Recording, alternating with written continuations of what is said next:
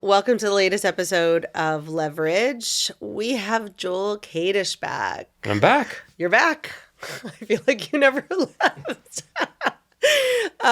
We are doing sellers. The response I got on the buyers video episode that we did was so good, and I feel like all the stuff we're working on right now, the sellers one is just so timely for you and I now. Very, very timely. But we'll leave that story to another one. I feel like maybe a year from now we can talk about that one. We need some time to pass. I need so much alcohol to get me past that one. Anyway, 100%. So the idea is we want to go through all of the things that sellers, if you're thinking about selling your home, what you need to know. So everything from the listing agreement to what you need to disclose to taking offers. So first is the listing agreement. And the listing paperwork in general. So there's three pieces of paper that you sign, three documents you sign when you hire an agent. First, obviously, is the contract is not with me. You're signing a contract with the brokerage that the agent works within. And it is for a finite amount of time. And there are a lot of people that don't know that they're allowed to break that. Do you get involved in that? I don't think I've ever asked you that. Like, do you get involved? Like, I'm not happy with my agent. I'm going to go to them and I'm going to break it. I don't want to be in this anymore. I don't think you're doing a good job. Is it up to the brokerage? So I have, from time to time, been involved in those kinds of That's kind of disputes. sad that it got to you. Yeah, and typically it really is just interpersonal as opposed to anything else. It's about expectations not meeting, and I've never taken it further than saying, look, you have a chat with your agent if necessary. You can call the broker of record and speak to them about what you do or do not like. Maybe they can assign a different agent. And then we get into the explanation of, holdover periods and introductions. And for sure. You know what? Just be good people. Let everybody go. I have had that conversation with people that are being referred to me, walking them through, looking at that contract and saying, so we're going to make it for 4 months. We're going to save and they say to me, but I want to sell my house in 2 months. Why would I still be having a contract with you? So it's an interesting conversation to have, but I always put it out there. I said, I don't want to work with anyone who doesn't want to work with me. That's the interesting part to me. There's money. It's money. It's always money. So there are agents out there who won't let people out because they really want that money and they want to be able to secure the check. Okay, well, just so you know, you can walk away. And I would be very shocked that you would find a broker of record in the city of Toronto that will not allow you to get out of one. So that's one thing that you should know. The second is, and we've talked about this, so there's an MLS data sheet that your agent will fill out, and it basically populates all the information that is going to show up on the listing online. Right. And so, you're basically going to tell your agent everything that you can to the best of your ability or and not, to your knowledge. Or not. So I mean, if I was, in cottage country and some other parts, not GTA, they use the SPIS, the seller property information statement. Yeah. And lawyers hate those. So a seller's property information statement is just a real disclosure. Laundry list of disclosure stuff. And so as seller's lawyer, I would tell a seller, don't fill it in, don't sign it, don't do anything. The one thing that we've talked about from a disclosure standpoint is that once the agent knows your regulations say you have to disclose, whereas a seller may not want to disclose certain things. So sometimes I get phone calls about what I should or should not disclose.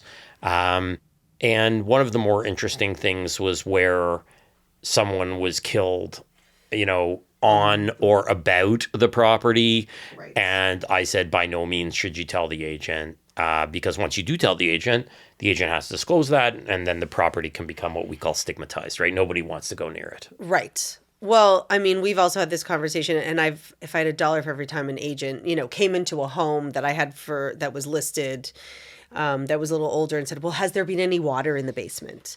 And we've had this conversation, right? It's like, well, Do you have to do so?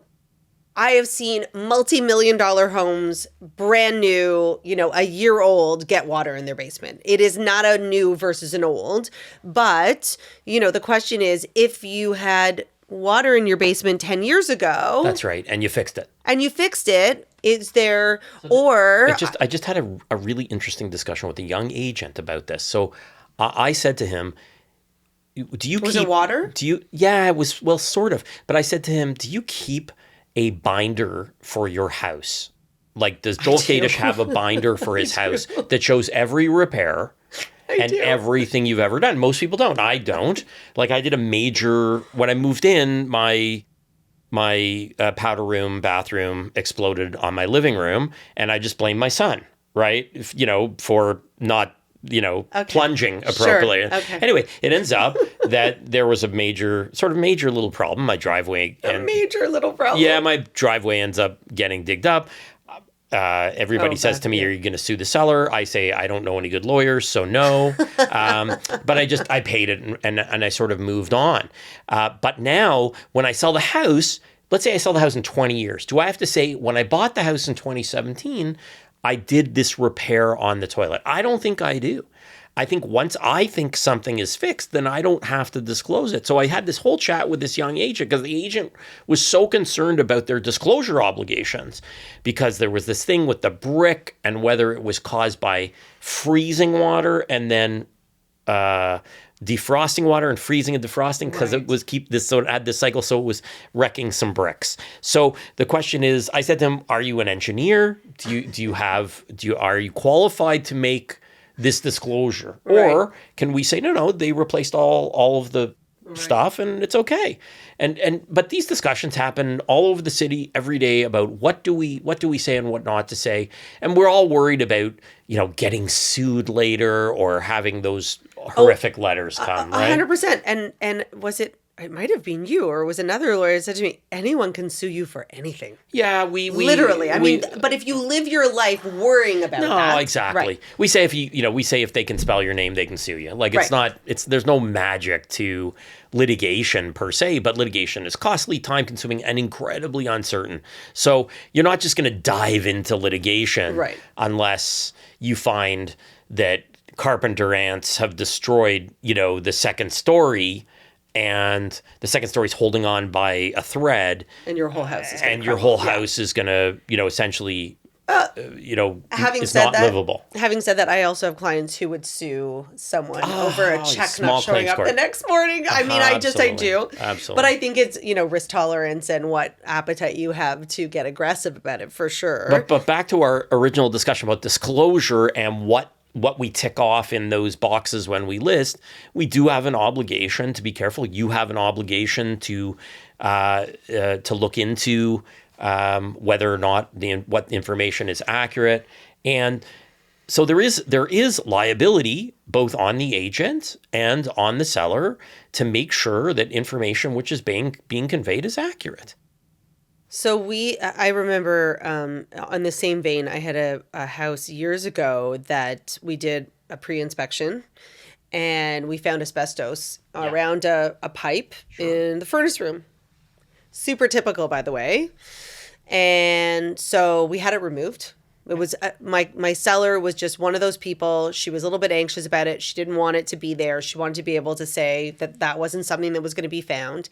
And we had a reputable company remove it. We had a certificate that it was removed. And her lawyer said, there's nothing to disclose. If it's not there, correct, there is nothing to disclose. Yeah, I agree with that. So I think that people, when they're selling, and let's say I have an older home or whatever, or even when I come in and talk about, pre-inspections, I think it's really, it's good for people to understand, like, well, how old are the windows? How old are this? But more so, you do not have to tell your agent that 5-6 years ago there was water leaking out of that window that you had fixed. Absolutely. And don't tell me. Like, clients are like, can I tell you something? I'm like, no. I don't know. I said, actually, I want you to think about what you're about to tell me. Not that I want to hide it from buyers and do anything illegal, but sometimes an overshare is still just an overshare. And I tell the sellers, don't be in the home.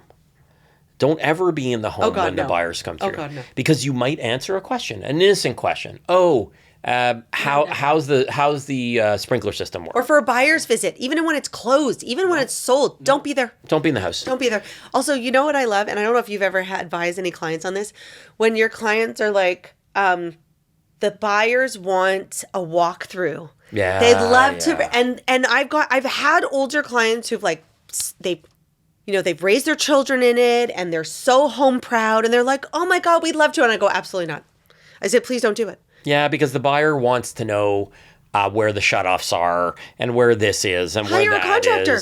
Hire a handyman. And it's not your responsibility. And I just tell them, don't do it. It's in all the usual places. No, it's liability. Don't go through. Yeah. Someone says the weirdest thing, and the next thing you know, they're on the phone with their lawyer going, I don't know. I don't like this. They said this. They said that. It's not that you're trying to hide something. It's that people get very nervous and weird. Yeah, and some people are incredibly aggressive. And when we deal with those personalities, because what we do is so often about personalities. It's not about... You don't say. It's not about the dryer. It's not about the washer. It really is about their personality types. Mm-hmm. And when they're super, super aggressive, they may just go to a lawyer and fire off a letter about a $400 or $500 item, or blow it up and say you owe me $20,000, and the only thing you're left with really is unhappy people, really on both sides. Yeah. And so disclosure is a tricky question for those watching today. If you had a doubt about disclosure or not disclosure, don't talk to your agent. Talk to your lawyer. Your lawyer is bound by solicitor-client confidentiality. They can't, subject to certain restrictions, which don't really apply to real estate. They're not allowed to tell anybody. They're bound by that bond of confidentiality. Agents have different disclosure. So if you're not sure, call your real estate lawyer before you list it and say, look, I'm trying to figure out this one thing that's really bothering me. Mm-hmm. And you can get some really good advice very quickly, because the answers, people get in their heads. Our clients get in their own heads when they're listing, when they're buying. We've seen it too many times.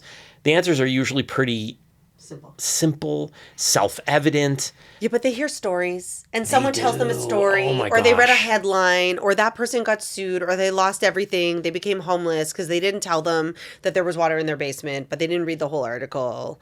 And again, this is not about not telling the truth, and there are defects that you have to tell for sure if there is something serious like carpenter ants. Yeah, right. Absolutely. Like there are certain things, sure. Obviously you can't hide. No doubt. If you have mold in your basement. Yep. And you paint over it. Oh, absolutely. So that's called active concealment. There's a bunch of cases about this. So, I've got mold, and I take some bleach and I scrub it off. Mm-hmm. And then when the buyers come through, they don't see any, except mold, as we know, comes back. So after you scrub it off with bleach, it's bound to come back within a few months. And then you really, really have a problem. So active concealment is a huge, huge problem where, you did something, and that information then caused the person to enter into a contract with you, and that you knew was not correct. Yeah. And so these lines are fine, but most of the time it's something very, very minor. But look, I've had sellers not want to disclose water damage, and they brought in fans the day before closing and dried everything out professionally. But to me, I'd rather make it simple. Hey, the fridge stopped working, or the fridge isn't working. Here's the disclosure. I'll give you $500 and let's just wrap this up right now. We did the very similar thing. Closing, their ice maker broke. Yes, absolutely. It was not fixable. And again, it was, you call the agent and you say, listen, and we'll get into this, but it's like, the fridge is 7 years old. Yes. Right. It's only the ice maker. Let's call it $1,000. and we'll just take, it'll be credited to you at closing and that's it, which was even generous considering how much it would have cost to replace a 7-year-old fridge. We talk about that. You're not entitled to a new fridge. You're entitled to a 7-year-old fridge. So people are like, well, I want X dollars. Yes, that's what a new one costs. But now go on Kijiji and look how much a 7-year fridge costs. Right. So, okay. So let's $500. So let's get into that. So now we've figured out disclosures. We're on the market. We sell it. And okay, so again, something that not everybody understands. So you get an offer. There are 3 things you can do with an offer. You can ignore it. Sure. Like legally, I don't even actually have to really acknowledge anything about it. I can let it expire. It can be done. We don't like it. We don't want to touch it. We don't get involved in it. Fine.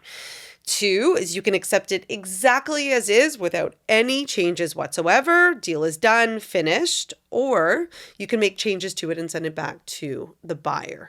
So let's say that we accept this offer. It's got conditions in it. It's got whatever it is. And, we talked about this on the buyer side of it, about what the obligations are, what, kind of like that buyer beware, on the contract, and how the contract doesn't really mean anything to a certain extent. So now you're the seller, and I'm going to tell you something.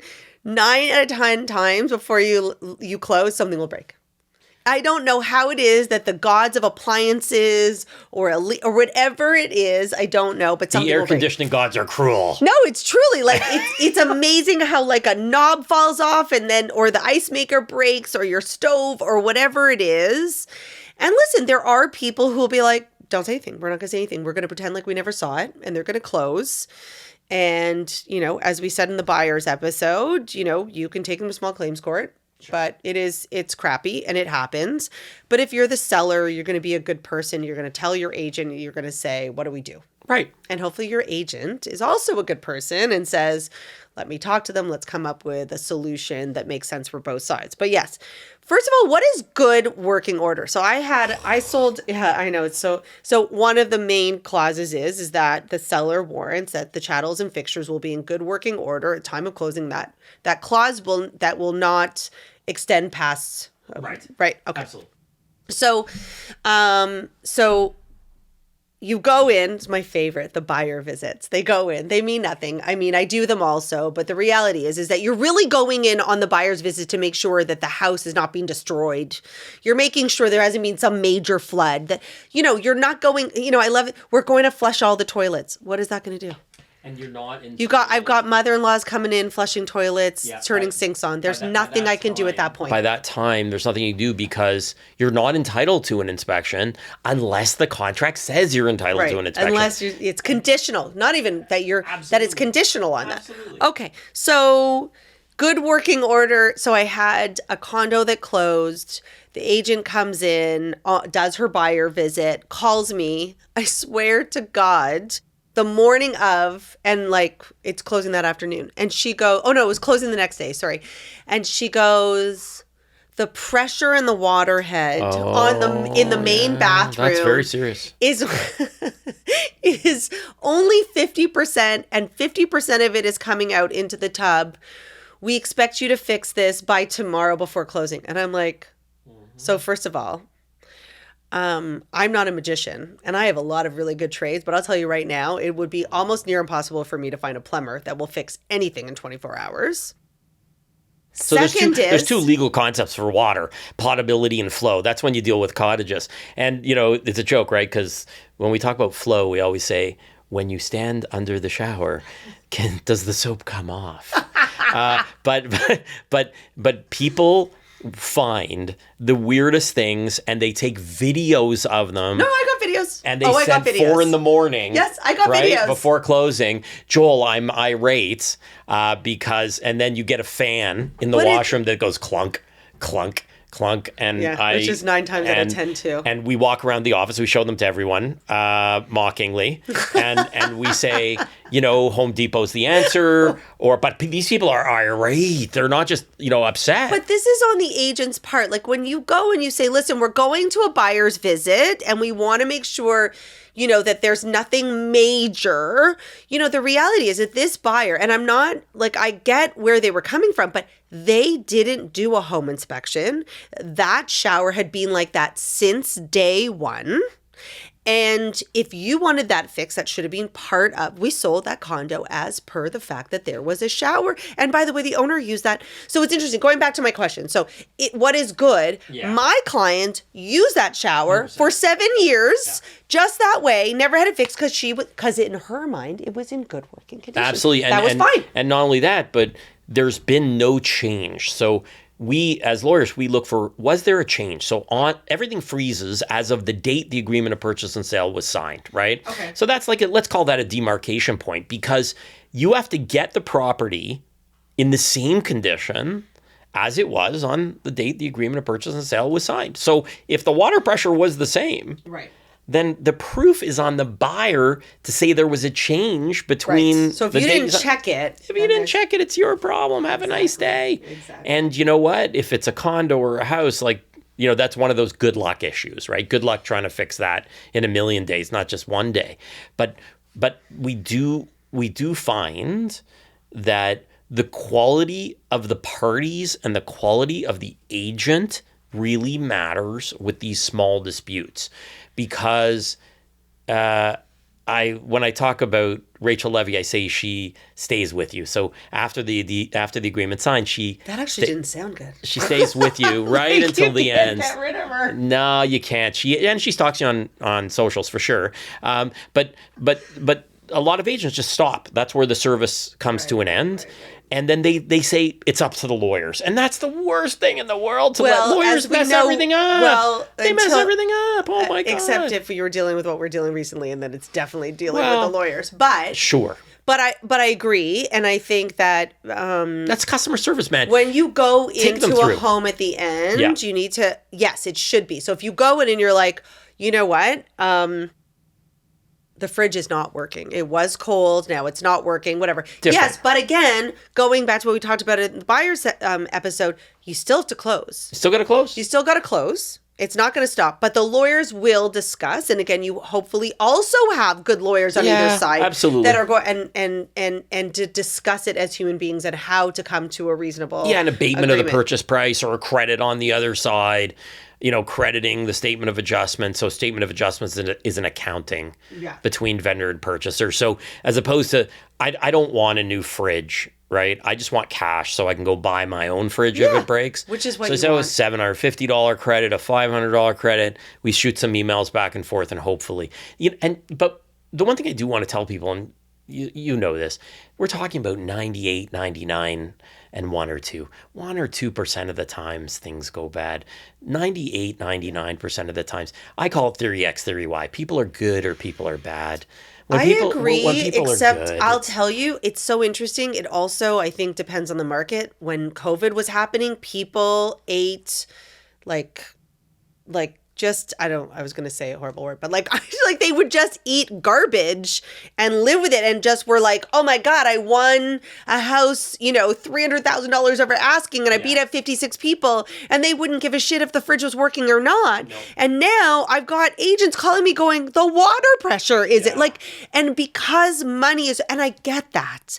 I get calls all the time from clients who bought homes in the last few years.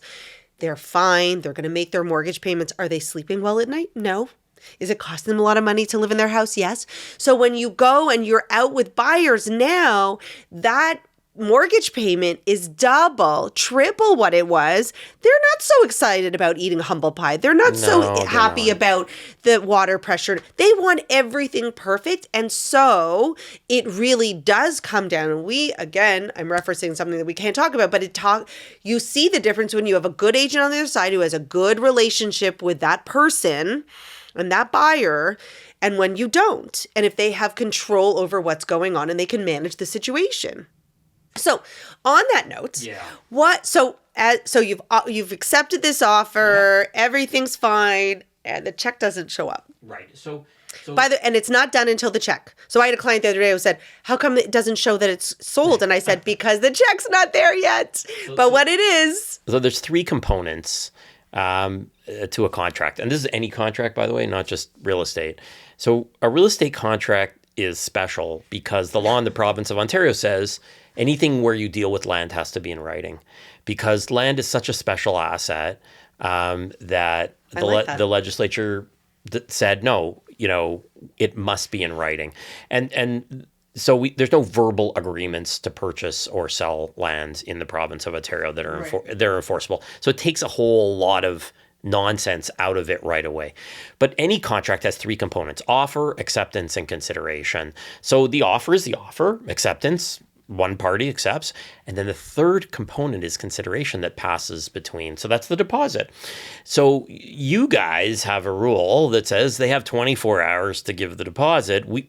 That rule isn't real except for you guys. That's not what the law says. But a deal is not conditional upon the delivery of a deposit. No, you're in breach of contract if you don't deliver it. If you don't deliver that, you're in breach of contract. So I just had a good friend of mine who sold his place and no deposit was forthcoming. What was the reasoning? Buyer's remorse. They just said, "Look, we changed our mind," and so was it a multiple offer situation? Let's say it wasn't multiple, but let's say it was in a situation where there were backups, right? So you lost mobility, right, in the market. So fair enough. So there was momentum. Yeah, there was momentum. Absolutely, 100%. Yeah. So I wrote them a letter that just says, look, you're in breach of contract and we're going to hold you responsible. So we relisted right away and we actually sold for $10,000 less. So I wrote another letter that says, we sold for $10,000 less, pay us. They're not going to pay us. but I have a funny feeling that my client is going to go to small claims court and sue them because he felt very strongly about losing the momentum, losing the deal. It's also wrong. And it's real money. So it's not fictional money, right? So in other words, had they closed... $10,000 is a lot of money to a lot of people. He wants to be in the same position. He's not saying I'm going to sue them for pain and suffering or all that nonsense. He just said, look, I want to be... Can you even do that in Canada? No. But he said, I want to be in the same position as I would have been had you closed. So I think they are going to sue in small claims court to recover the difference.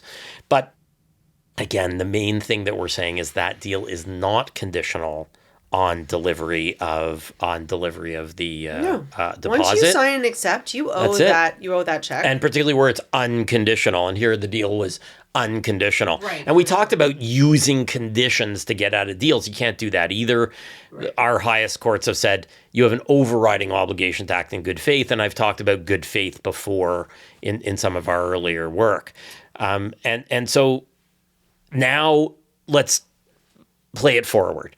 The deposit has come, and then sometime between delivery of deposit and closing, the buyer, we're doing seller side today, so the buyer says, I don't think I want to close, or I'm not closing. Or I lost my job, or who, by the way, going back to the check not showing up of the decade plus that I've been in this business, of the hundreds of deals I've done, only one deal has ever not showed up with a check the next day. And I agree. Only one. I agree. It's very rare. And had it not just happened to me, I wouldn't be telling the story. Yeah. But the story is just illustrative of the fact that a contract's a contract. The deal's a 100%. Deal.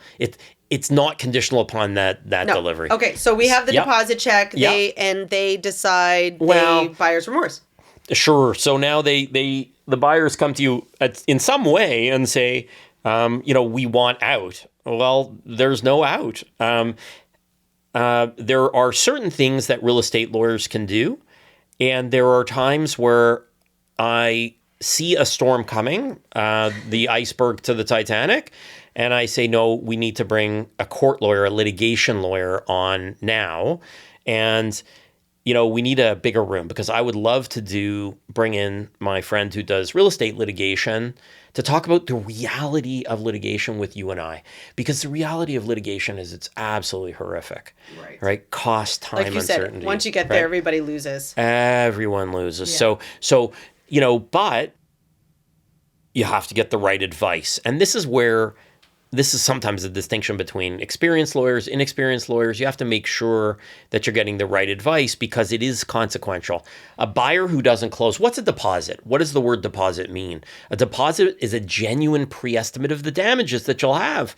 So the deposit is lost, and if you sell and if they relist the property and sell it again for less, you're responsible for the carrying costs. You're responsible for the legal fees. You're responsible for the mortgage payments. I think there's a misconception that goes out there where people are like, oh, well, if they don't close, I get to keep the deposit. You do not. Yeah. You have to sue. I think that's really important. People are just like, oh, it's okay. Now, listen, the deposit is there to hold you to the deal.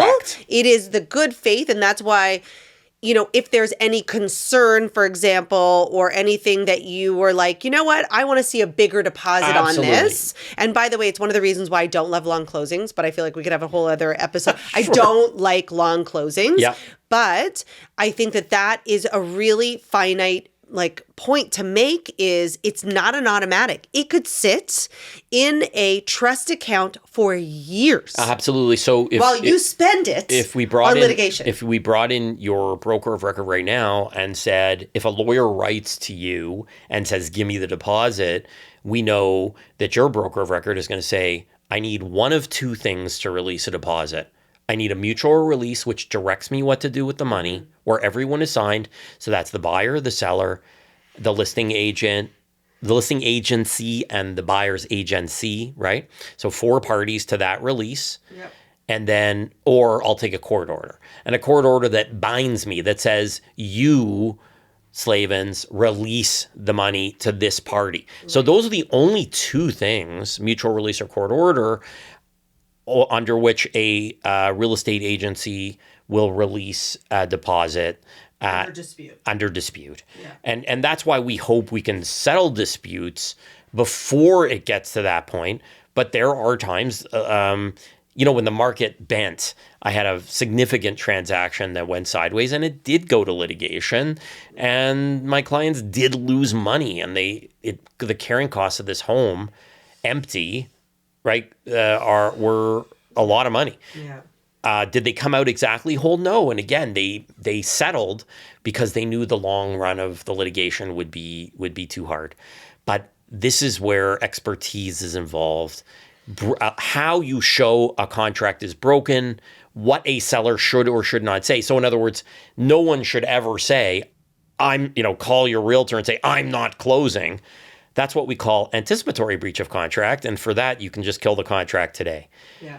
So if you're thinking of not closing, or if something happens, you got to talk to your lawyer. Don't talk to your agent. Don't talk to anybody, and say, okay, how do I handle this best? And how do we move forward with the least amount of damage between now and then? And again, we're talking about personalities. So we've got now 2 realtors, 2 brokerages, a buyer and a seller, 2 lawyers. So there's a lot of moving pieces that really come into play when we're trying to sort out a dispute. And the one thing that we know is people are incredibly passionate about their real estate, right? I lived here for X number of years. You just said it before. I raised my kids. Yeah. And now it's a part of them. And now you're offending me by your contractual behavior. And I learned very early on that contract has no fault. What do I mean by that? Contracts don't care if you lose your job. Contracts don't care if you're upset. They don't care about your feelings. Contracts don't care about your feelings because they speak for themselves. The market doesn't care about your feelings. That's my favorite line. The market doesn't care about your feelings. The Bank of Canada doesn't care about your feelings towards a real estate contract. Yeah. So sometimes we have to really have our clients try to remove themselves from the situation. It's so hard, and though. It's so hard. It's genuinely hard. But I will go back, and I think I'll wrap it up here to say that I reinforce, and we talk about this every time I feel like we have an episode, is it's so key to work with people who you can go to for expert advice. Absolutely. And it's not a shot to use me. I'm just saying make sure that you use an agent and a lawyer. And so going back to, and that not only is the agent, but that there's a whole team that are good, but that they're talking to each other, because you need to have communication right from from start to finish, top to tail. Everyone needs to be a part of the same plan. You can't have people moving in different directions. And you can't. And, I throw a lot of stuff off the cuff here in our podcast because The goal is to have a casual conversation about real estate. The one thing I can tell you is there's nothing casual about breach of contract. No, there's not. And, it's serious. And if you do find yourself, or if you think you are going to find yourself, then reach out, ask your lawyer, ask your real estate lawyer, do you have a litigation lawyer do you work with? Even if you want to go for a consultation, spend a few $100s to educate yourself about what the best steps are between now and then, because there's a lot at stake. There's time, value, money, market changes. Could be your marriage. So many things, and it's so stressful. Yeah, it's so stressful. So while we laugh and we joke about these things, there's an incredibly serious component, and the consequences are so big.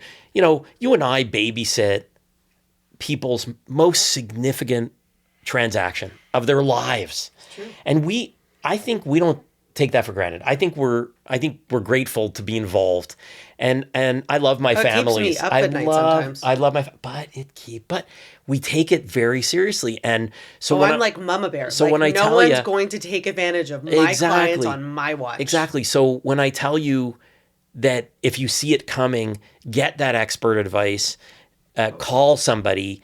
And if something in your head is saying, I don't like what my agent or my lawyer or my cousin or the shaman, the priest, the rabbi, if I don't like what any of those people are saying, remove yourself, talk to some of your friends and colleagues, say, who do you go to when you have a actual problem? Not like the fridge isn't working, the stove isn't working, but like a actual breach of contract. So I'd leave you with that. Joel at kadishlaw.com. Look, we work as a... He knows the drill I know now. the wrap up. Yeah. But I got to tell you something. You know, I work with people who I like. My best agents send me great clients, and I'm always grateful to be involved in people's life cycles. And I know you are too. And I know that's why we call each other on weekends and nights, and we think about these things, and we shoot each other a text. It's true. You know why? Because we actually care about the people who we work with. Because I can't let it go. I'm not just going to leave them hanging. I can't say it's 5 o'clock and I can't get back to you till tomorrow. No. This is their lives. And you know what? All these years later, I tell you, when somebody says to me, I was referred by so-and-so, you're my cousin, I still love it. I still get a rush. I know, and it's if true. I don't, and you remember the file. And when I don't, I'm out. Yeah. That'll be the last one I do. Let's hope it's not soon. No, we're not going to be soon. Take care. Thank you so much. Thanks a lot.